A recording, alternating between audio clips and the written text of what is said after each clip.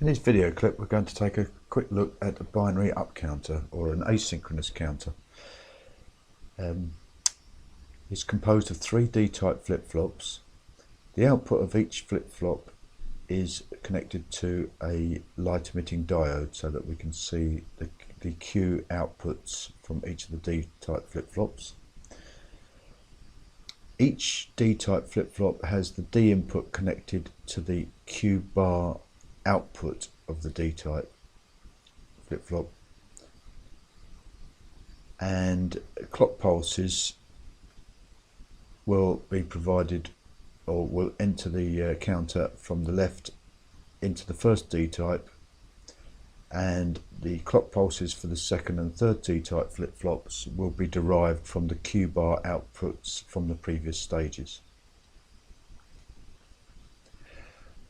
To demonstrate this counter, we're going to use this table which records the Q and Q bar outputs of the three D-types.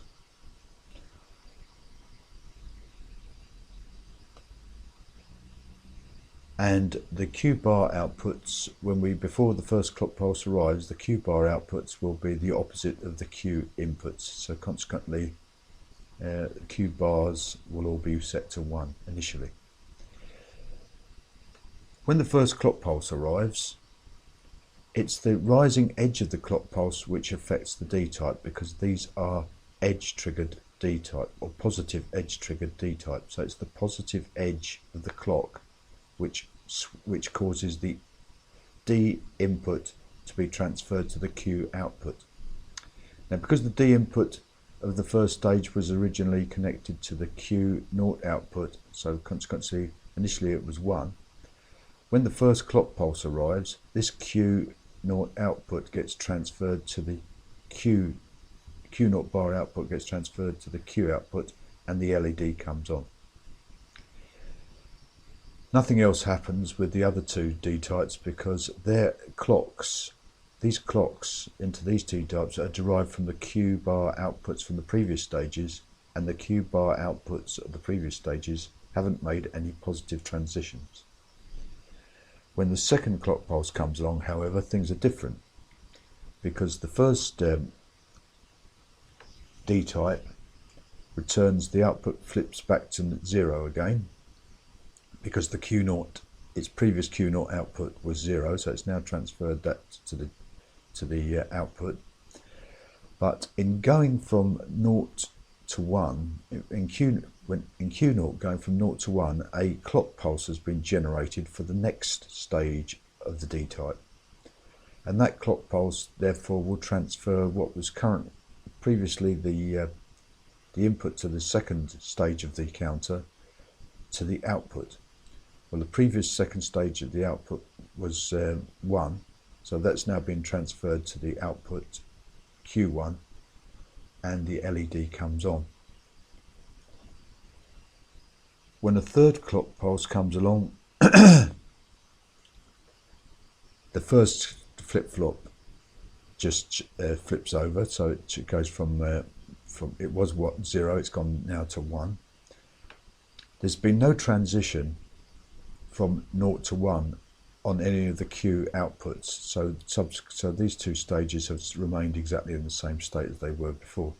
But when a fourth clock pulse comes along, things are again different. As the first stage output goes low, its corresponding Q output goes high, and in going high it generates a clock pulse for the second stage, which is noted here. So the second stage of the counter will transfer the previous D input, which was Q1, to the output. So this goes from on to off, and in doing that, because the Q1 bar output drives the clock to the third stage, and this has also made a positive transition 0 to 1, then the output from the previous Q2 bar output is transferred to the D input, so the last stage comes on. So I think you get the general idea now how this ripples through. When clock pulses arrive at the first stage, depending on whether the Q bar output goes 0 to 1 or 1 to 0, depends on whether a second clock pulse will be generated for the second stage.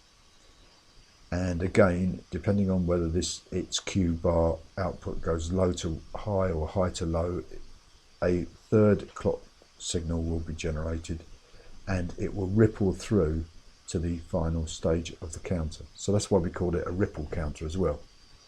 So when the fifth clock pulse comes along, nothing changes for the second and third stages, only the first stage changes.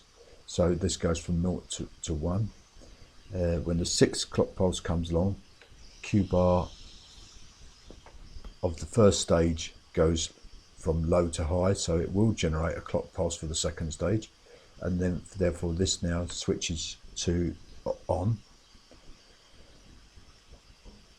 And at the same time, no clock pulse is generated from the second to the third stage because its Q1 bar went from 1 to 0, so that's not a positive edge, that's a negative edge, that doesn't do anything.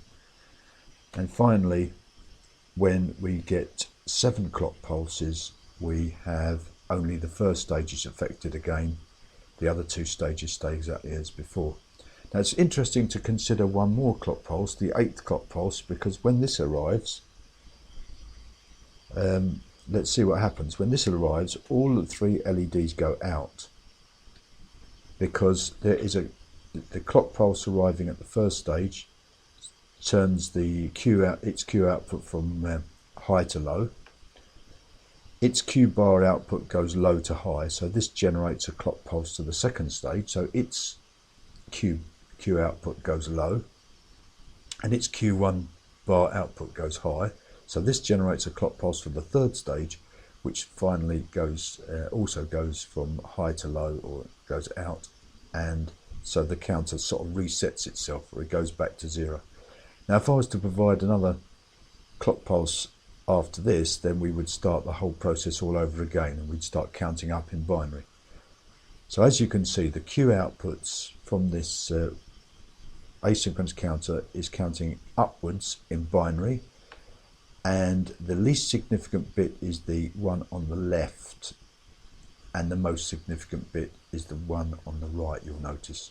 So in fact, the way the lights are displayed on this in this YouTube clip, where this is the opposite way around to the way we would normally write binary numbers. We would normally write binary numbers with the least significant bit on the right and the most significant bit on the left. But it's just because of the way we've connected the circuit up that the least significant bit is on the left and the most significant bit is on the right.